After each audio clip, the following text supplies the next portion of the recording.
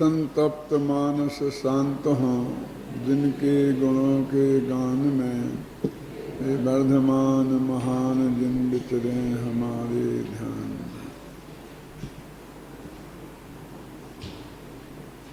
समय सार परमागम में 49वीं गाथा चल रही है, जिसमें अरस, अरूप, अगंध, स्पर्श और अनिर्दिष्ट संस्थान संबंधी बोलों की चर्चा हुई।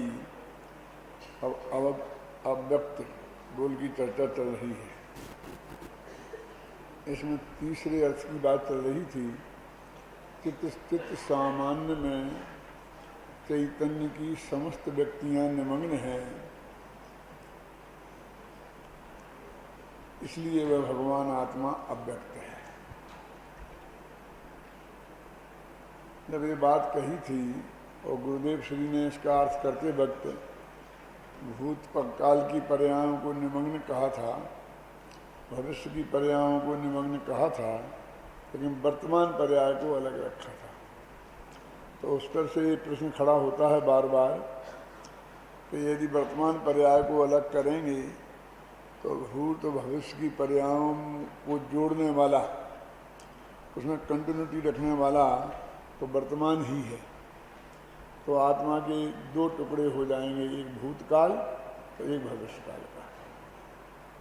और ये प्रश्नोत्तर चल रहे थे। इसमें बहुत सी चर्चा हो चुकी है और बहुत सी चर्चा अभी बाकी है। आपके पेज नंबर निकालिए, 17 है ना।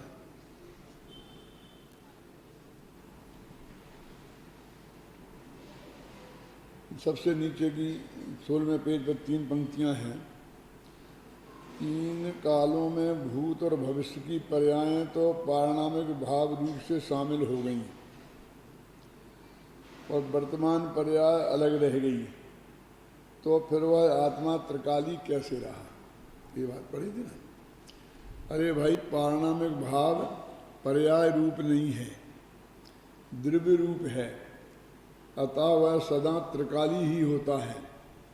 भूत भविष्य की पर्यायें पारणामिक भाव रूप हो गई का अर्थ ही यह है कि वे द्रव्य रूप हो गई। पर्यायें द्रव्य में से ही प्रकट होती हैं और द्रव्य में ही समा जाती हैं, अतः दृष्टि का विषय तो द्रव्य ही रहा।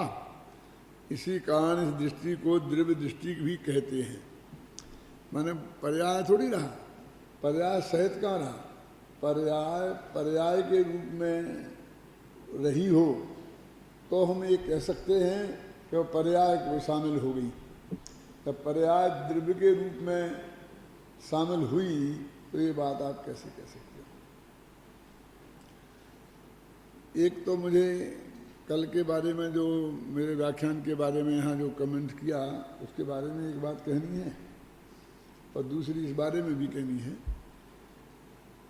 किसी लड़के ने कहा कि शुभ भाव के कारण वो मुनिपना कायम नहीं रहा, शुद्ध भाव के कारण रहा। ऐसा कहा था ना कि कुछ और था, वो शुद्धोपयोग के कारण रहा। तो शुद्धोपयोग तो नष्ट ही हो गया जब शुभ भाव में आया, 6वें अनुष्ठान में आया, तो वो शुद्धोपयोग के कारण कैसे रहा? वास्तव में वो 3 कसाय के अभाव रूप जो शुद्ध परिणति है, उसके कारण उसका मुनिपना, भावलिंगपना कायम है। भाव शुद्धोपयोग माने भावलिंग नहीं है।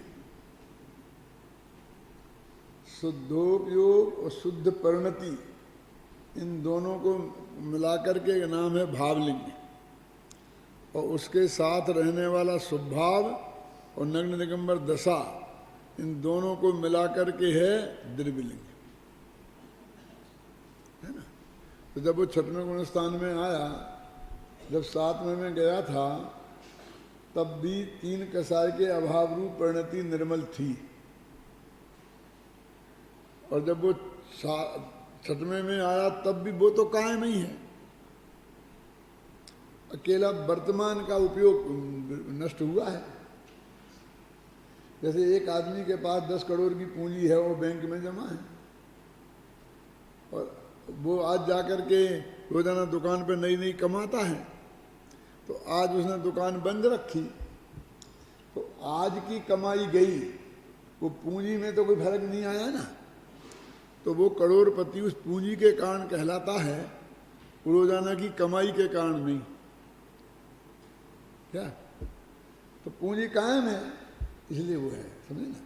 तो वो शुद्ध परिणति कायम है इसलिए वो है, शुद्धोपयोग के वजह से नहीं। शुद्धोपयोग तो छूट गया और स्वभाव की वजह से हो नहीं सकता है वो, ये बात है। दूसरी ये बात कहने के लिए कि वो पर्याय तो द्रव्य रूप हो गई, वो पारिणामिक भाव रूप हो गई, इसलिए वो द्रव्य हो गई। तो पर्याय शामिल की बात वहाँ कहाँ रही कि भूत पर्याय की शामिल कर ली, वर्तमान को शामिल नहीं की। भूत की और भविष्य की पर्याय द्रव्य रूप हो गई इसलिए शामिल हो गई, और वर्तमान की पर्याय द्रव्य रूप नहीं हुई, पर्याय रूप खड़ी है इसलिए शामिल नहीं हुई। अंतर समझ में है ना। ये उत्तर है। इसके लिए कल एक उदाहरण दिया था, अंत में किसकी समझ में आया नहीं आया, वो चंद्रमोहन और चांद खां का याद है ना।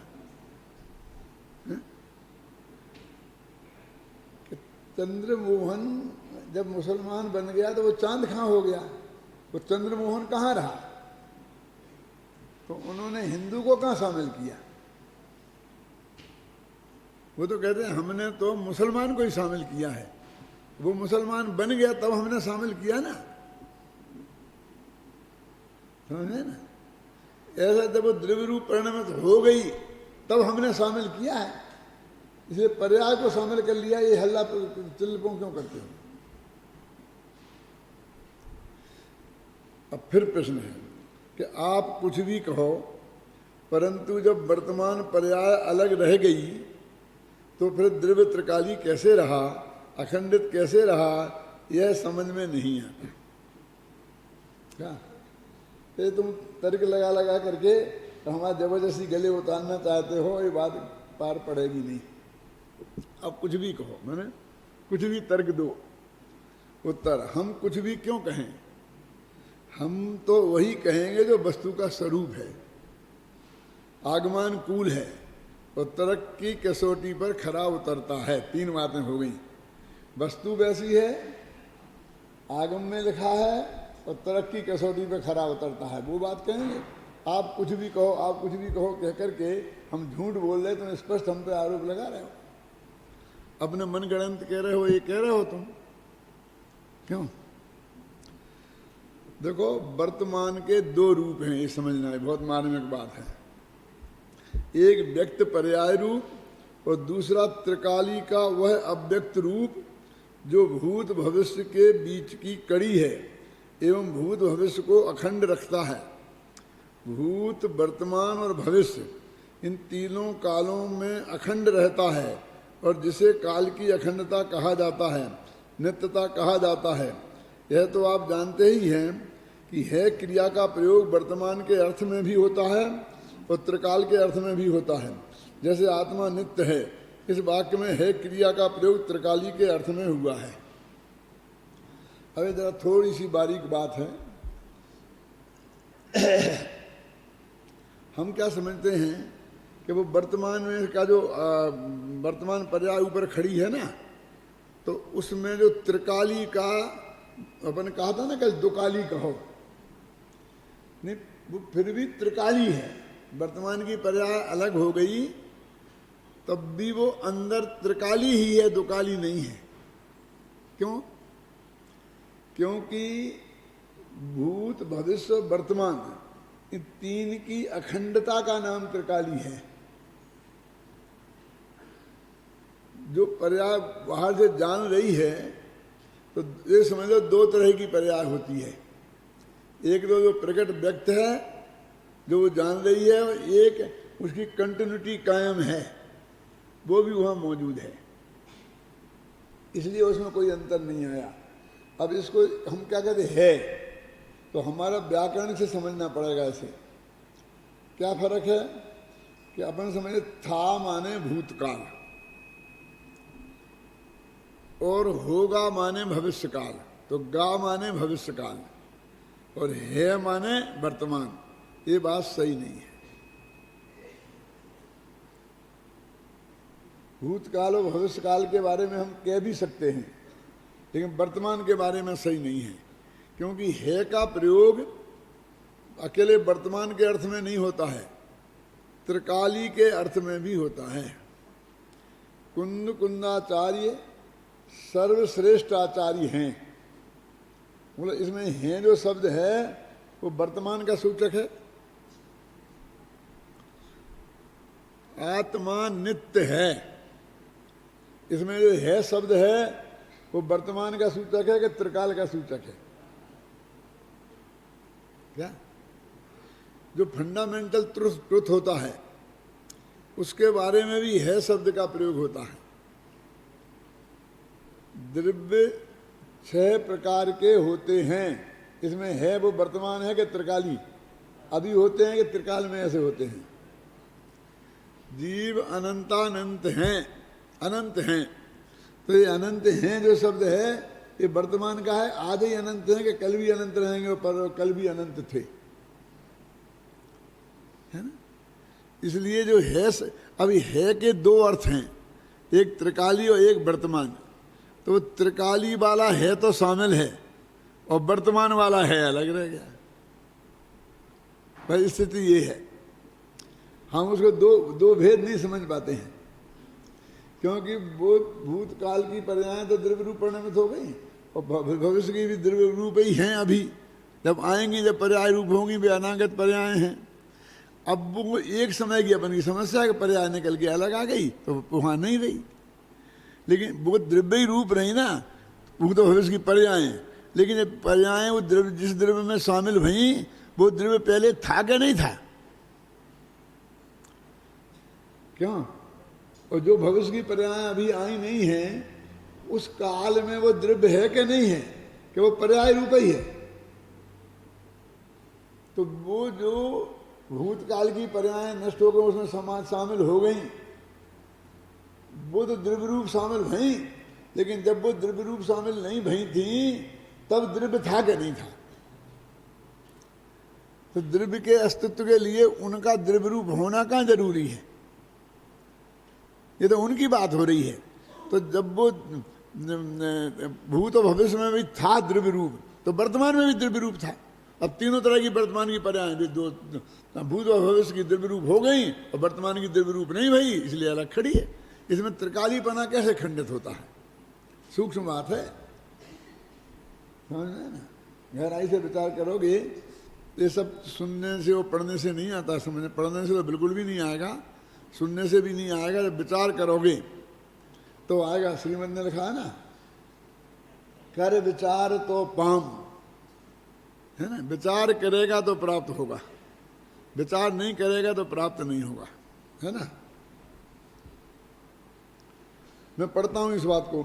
वर्तमान के 2 रूप हैं, एक व्यक्त पर्याय रूप और दूसरा त्रिकाली का वह अव्यक्त रूप, जो भूत भविष्य के बीच की कड़ी है एवं भूत और भविष्य को अखंड रखता है। भाषा देना बहुत कठिन काम था इसे, फिर मैंने भाषा देने की कोशिश की, समझे ना? भाव का ही समझ में आना बहुत कठिन है, फिर उसे भाषा में व्यक्त करना बहुत कठिन है, और फिर सबसे लड़ झगड़ के व्यक्त करना बहुत कठिन है। इसको उसी की समझ में आएगा जो समझना चाहता, लड़ना बताता उसकी समझ में कभी आएगा ही नहीं। जिसे हमें गलत सिद्ध करना है ना, वो उसकी समझ में नहीं आएगा। उसे छोड़ दो, करते रहने दो उसको जो भी है। देखो, भूत भविष्य के बीच की कड़ी है एवं भूत और भविष्य को अखंड रखता है।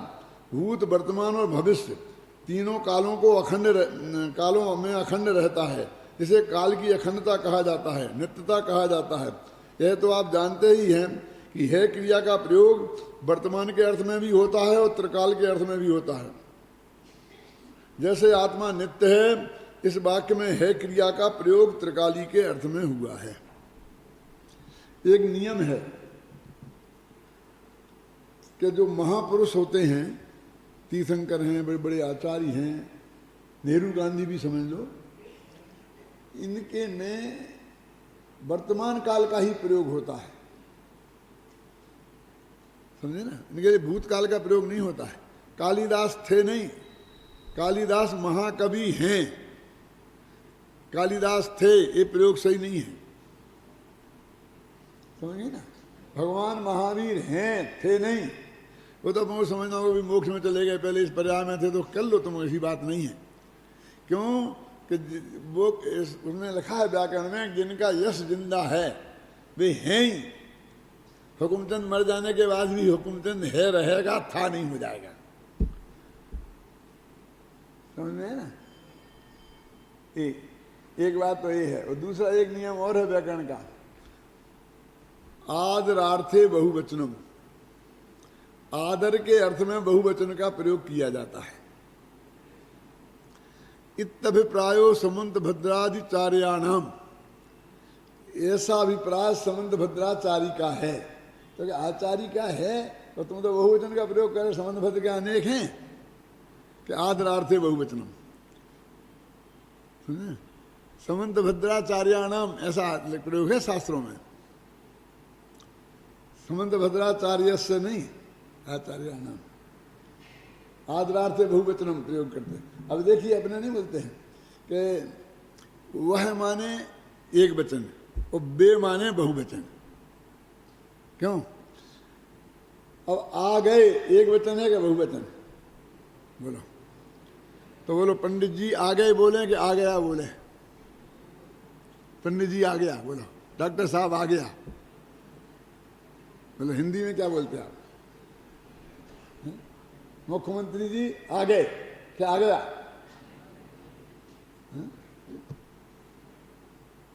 ये कुछ मारवाड़ी औरतें हैं ना, ये ऐसे ही बोलती हैं, माँ साहब आ गया। क्या एक तो माँ साहब को स्त्रीलिंग से पुल्लिंग बना देती हैं, आ गई नहीं बोलते हैं, और एक वचन से बहुवचन नहीं बोलती हैं, क्योंकि एक ही माँ साहब है ना, बहुत सी माँ साहब नहीं है ना। यदि हम उन्हें समझाएं तो वे हमें ही समझाने लगे, अनेक थोड़ी हैं। बोलते हैं ना माँ साहब आ गया, एक बिल्कुल बहुत गलत प्रयोग है। माँ साहब आ गई, समझे ना, समझे ना। ये सब वो समझ, एक को एक वचन में बोलना चाहिए, ऐसा नहीं है। बहुत हो तभी बहुवचन का प्रयोग नहीं होता, आदरार्थे बहुवचन का प्रयोग भी होता है। और हिंदी भाषा में भी, संस्कृत भाषा में तो है ही, लेकिन हिंदी भाषा में बहुत प्रयोग है ऐसा। हम सब एक आदमी के लिए भी आ गए बे बोलते कि नहीं, कि वो है उसने ऐसा कहा बोलते हैं कि ऐसा बोलते हैं उन्होंने ऐसा कहा। बोलो ये उन्होंने एक वचन है कि बहुवचन है? जो गैर हिंदी भाषी हिंदी सीखते हैं ना, उनकी ऐसी हिंदी होती है। वे कर्ता में नियम पढ़ लिया, कर्ता ने कर्म को, है ना, करण से, ऐसा पढ़ लेते कि नहीं? संप्रदान के लिए, अपादान से, में से, और अधिकरण में। क्यों? तो वो जैसे राम गया तो राम ने गया बोलेंगे, वो राम जाता है तो राम ने जाता है बोलेंगे। मैं कहता हूं तो बोलेंगे मैंने कहता हूं। बोलो सही है, मैंने कहता हूं। लेकिन जो महाराष्ट्रियन हैं और जो गुजराती हैं, उनकी हिंदी ऐसी ही होती है। कभी, कब को कभी बोलते हैं। कभी, तुम कब जाओगे? अपन बोलते हैं कभी जाओगे। ये बम्बईया ये सब हिंदी वाले भी ऐसा बोलने लग गए। तो मैंने कहा तुम क्यों बिगड़ गए? कि नहीं साहब चलता है, चलता है तो तुम्हें कोई डंडा थोड़ी मारेगा। हम जैसे लोग समझ लेंगे कि तुम भी मुंह रखो, बस इतनी सी तो बात है ना। उनको तो माफ़ कर देंगे क्योंकि वो तो हिंदी भाषी हैं, इसलिए वो ऐसा प्रयोग कर सकते हैं। क्यों? कभी है कि कब? कभी अलग अर्थ में होता है, कभी कभी ऐसा होता है, और कब कब ऐसा होता है, ऐसा थोड़ी होता है। कब के अर्थ में कभी बोलते हैं और अब के अर्थ में अभी बोलते हैं। अब मैं ऐसा कहता हूं, अभी मैं ऐसा कहता हूं। अभी कहते हो कि अब कहते हो? समझिए ना। तो उन्हें अब और अभी, कब और कभी का अंतर समझ में नहीं आता है। बीमारियों लिखना नहीं जानते हैं, ये मराठी भाषी हिंदी और हिंदी गुजराती भाषी हिंदी। क्या होता है, बीमारियों, री की बड़ी मात्रा ही रखेंगे, बीमारियों ऐसे लिखेंगे।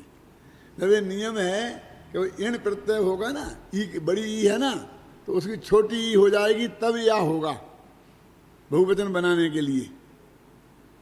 ई का ई होता है, ई नहीं होता है।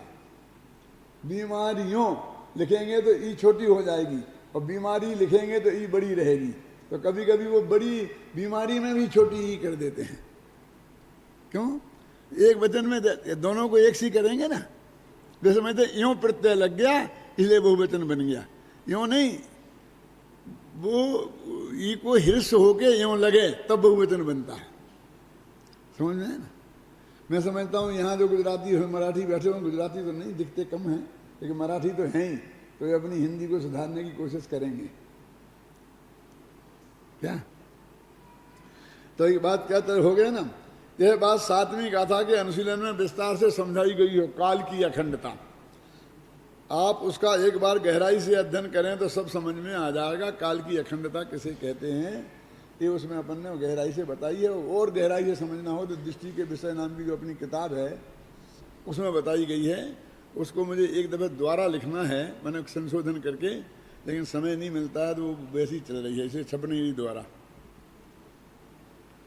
अरे भाई, आप एक और भूत भविष्य की पर्यायों को द्रव्य में पारिणामिक भाव रूप से अंतर्मग्न मान रहे हैं, और दूसरी ओर उन्हें काल से खंडित भी कर रहे हैं।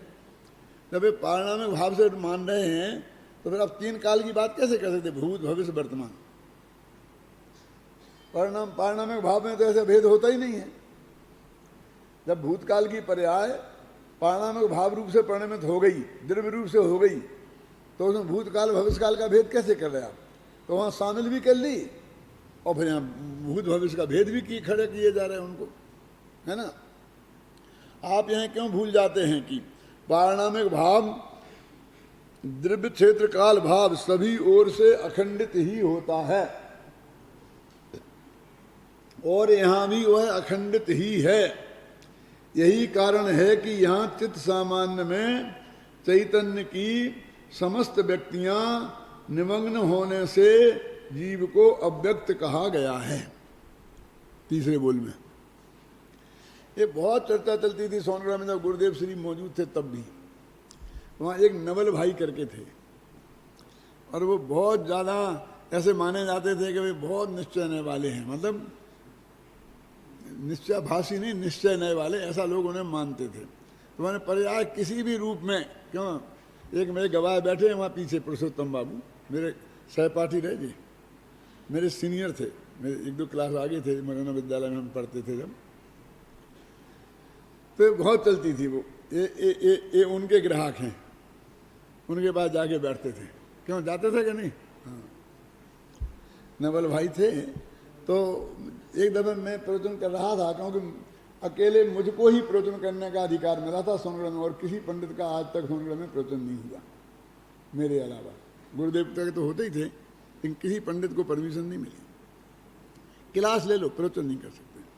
शाम को मेरा होता था, तो जब ये प्रवचन चल रहा था तो उन्होंने दूर से कहा मेरे से, पीछे बैठे थे, वर्तमान पर्याय द्रव्य में शामिल है कि नहीं, ऐसा प्रश्न किया। क्योंकि वो बहुत चलती थी उस वक्त चर्चा, और उनको ऐसा भ्रम होता था मेरे कथन में बार बार कि ये उसमें से उस पर्याय, वर्तमान पर्याय को शामिल कर रहे हैं, वर्तमान पर्याय को द्रव्य में शामिल कर रहे हैं। इसका सामना मैं गुरुदेव के सामने से कर रहा हूँ।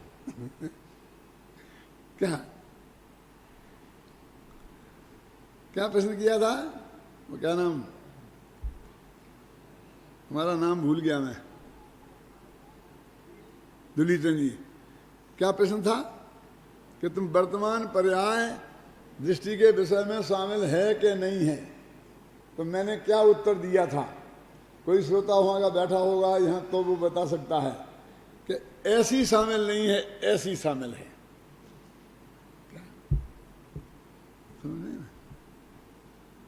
क्या है बोलो? नहीं है समझ में? अभी बताता हूँ कि भाई एक लड़का लड़की की शादी हुई, शादी होती है एक और दिखती हैं दो, है ना, दोनों को मिला के एक ही होती है ना, और दिखती हैं दो। अब मान लो कि हमको लड़की वाले का निमंत्रण नहीं आया और लड़के वाले का आया और हम गए।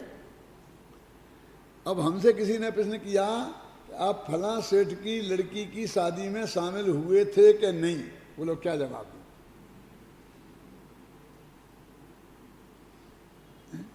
बोला क्या उनका तो हमें कार्ड ही नहीं आया, शामिल होने का सवाल क्या खड़ा होता है?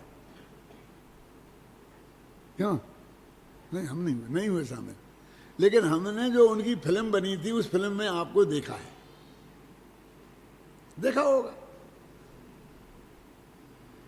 हम तो फला के लड़के की शादी में शामिल हुए थे क्यों, समझ में आया ना? और लड़का लड़की स्टेज पे बैठे थे और उन्हें आशीर्वाद देने बुलाया तो वहां गए थे, तो फोटो तो हो गई, क्यों?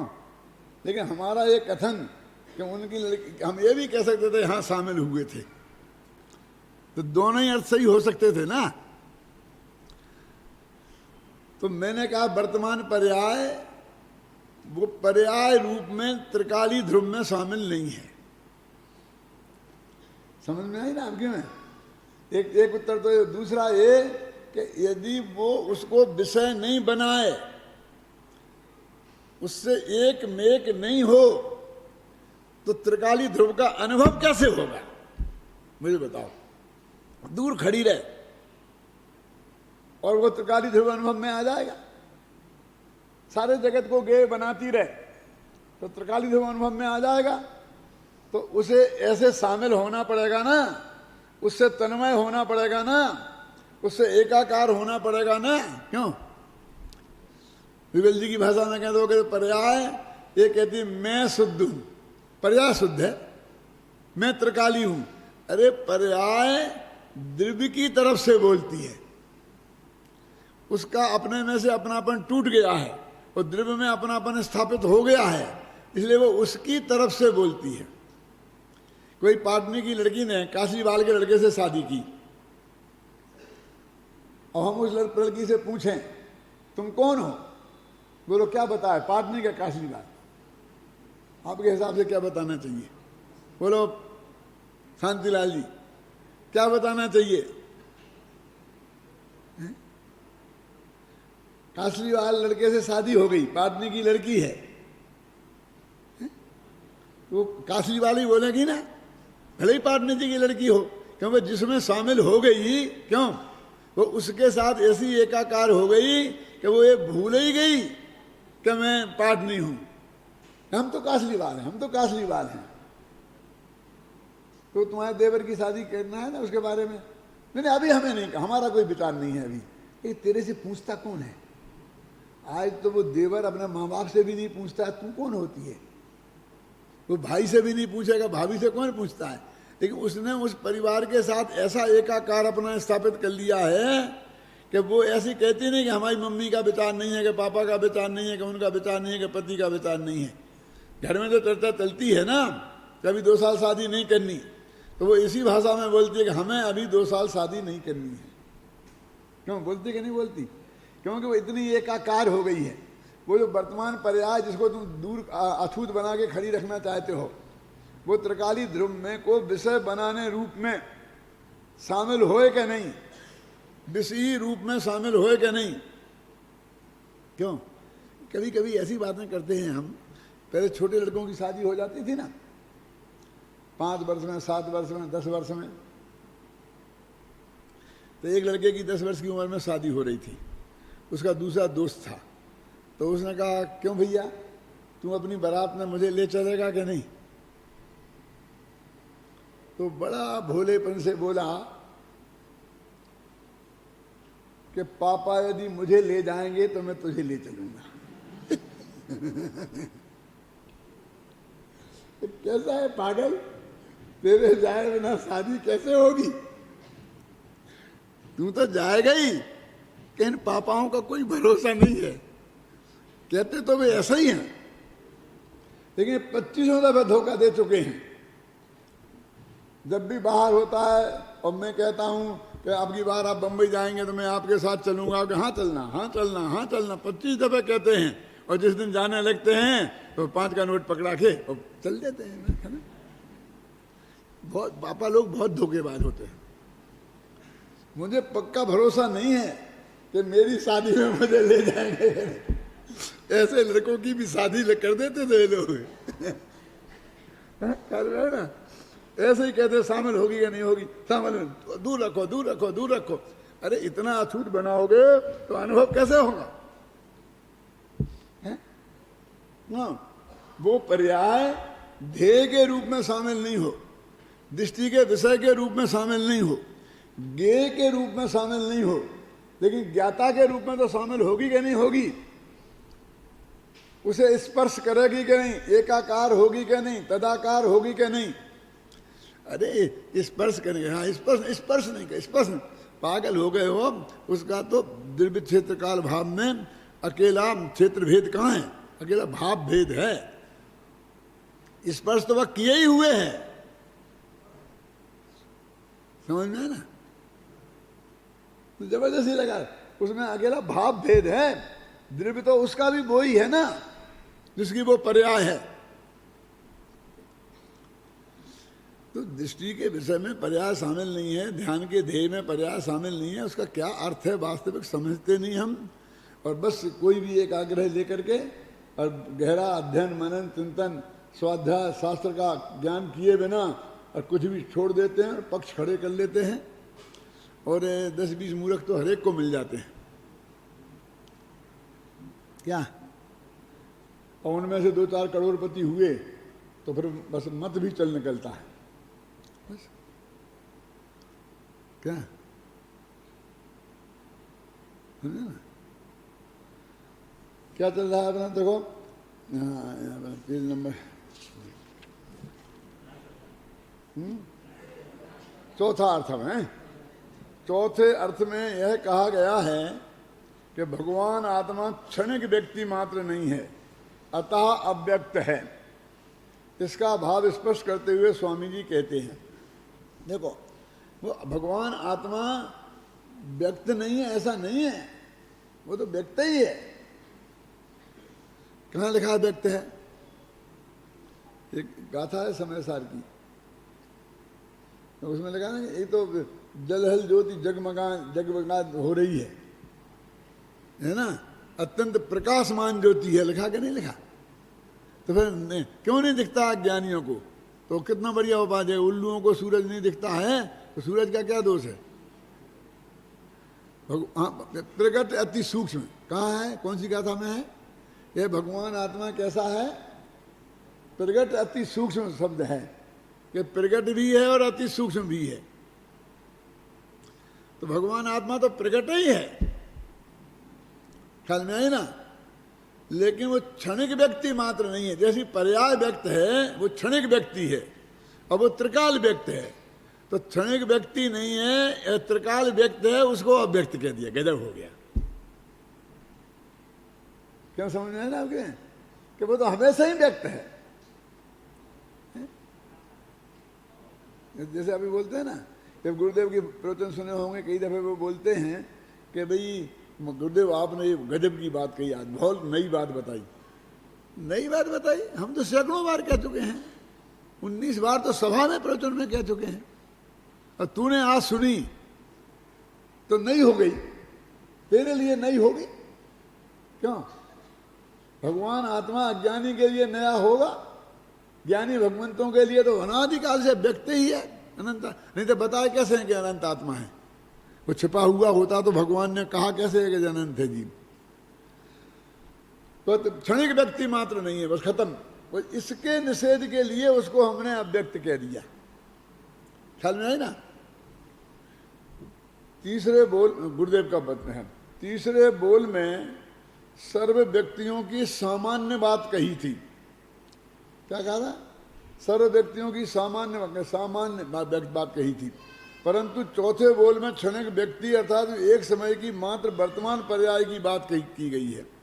उसमें तो सामान्य में व्याप्त समस्त व्यक्तियां ध्रुव सामान्य में अंतर्हित हैं, तो वो सामान्य बात कही थी, और यहाँ एक विशेष बात है, एक विशेष एक पर्याय को पकड़ा है।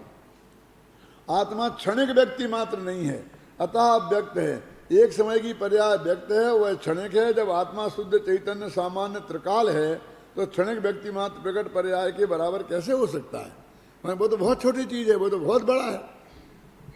इस बोल का तात्पर्य यह है कि पर्याय एक समय मात्र का सत होने से दृष्टि करने योग्य अर्थात आश्रय करने योग्य नहीं है।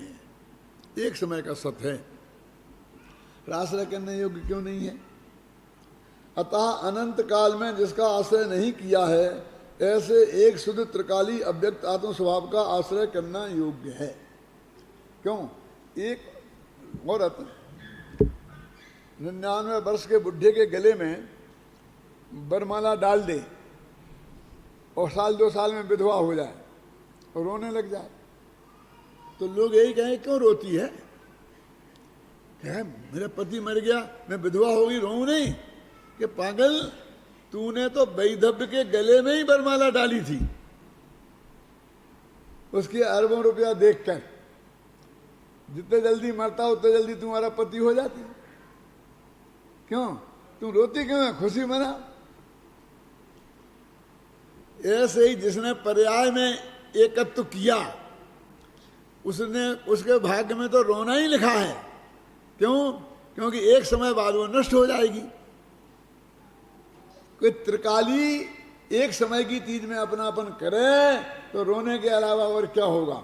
लोग में कहावत, परदेसी की क्या प्रीत है। परदेसी से प्रीति करेगा तो वो तो आया है, 2 दिन को चला जाएगा, फिर एक बार रोने के अलावा तेरे हाथ में क्या रहेगा? तो क्या त्रिकाली दुर्भगवान आत्मा एक समय की पर्याय में कभी भी अपनत्व नहीं करता है, क्षणिक व्यक्ति मात्र नहीं है। एक चौथे बोल में कहा है।